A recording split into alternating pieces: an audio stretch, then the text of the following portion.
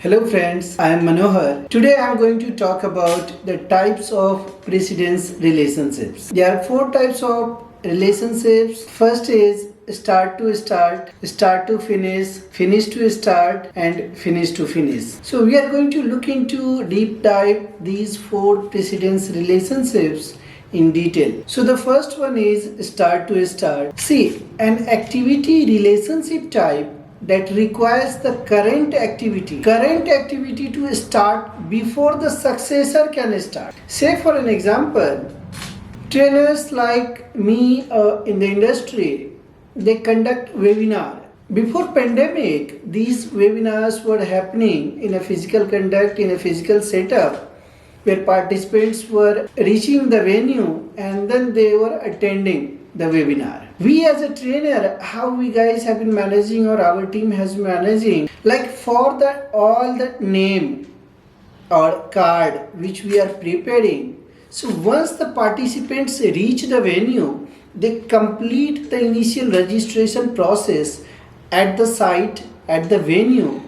Then our staff give them their name card, ID card kind of thing, which they keep it in front of their chest. So this is nothing but an example of a start to start relationship. What has happened in this case? The current activity has started once the successor has started. So the participants has reached the venue, then our support team members, then our office team members, they are started putting the name of the participants, and then they are giving those signboard or a nameplate kind of thing to the participants to keep it in front of their chest, so that the trainers or mentors, they can easily identify who is the participant and they can call out by their name. The second relationship is start to finish. Start to finish is an activity relationship type that requires an activity to start so that the successor can finish. Suppose I have been conducting a training, I cannot finish my training or I cannot start my training before the participants register for the training. Before the participants reach the venue and take their seats, they can occupy their space, and then I can conduct the training and then I can finish the training. So this is the activity relationship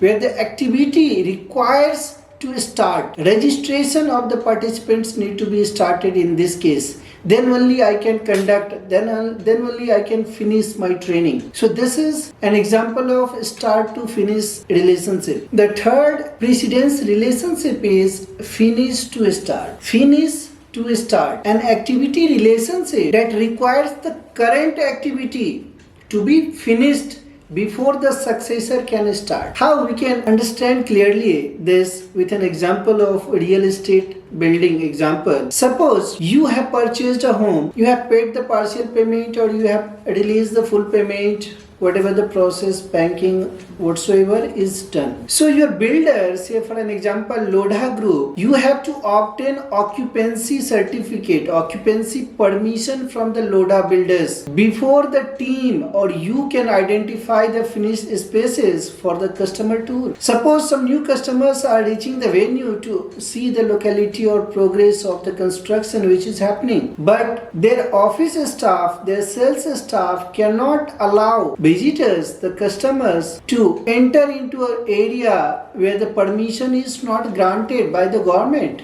because the construction is on. In this case, the activity would start, first activity would finish only when the next activity would start. So in this example, the company can only take visitors to the spaces that are safe and certified for occupancy. If that particular space is not certified, not safe, then their sales staff cannot take the visitors for a tour. So this is an example of finish to start relationship.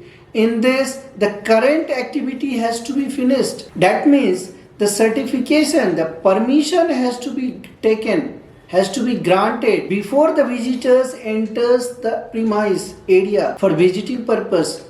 And the fourth activity relationship, precedence relationship, is finish to finish. An activity relationship type that requires the current activity to be finished before its successor will be finished. Example, completing landscape before identifying finished spaces for the visitor's tour. The team, real estate team or the sales team will only show you the finished spaces. So the landscaping must have been completed before the space can be identified as finished, and they will start visitors to have tour to the area premise. That's finish to finish, an activity that need to be finished before the successor will be finished.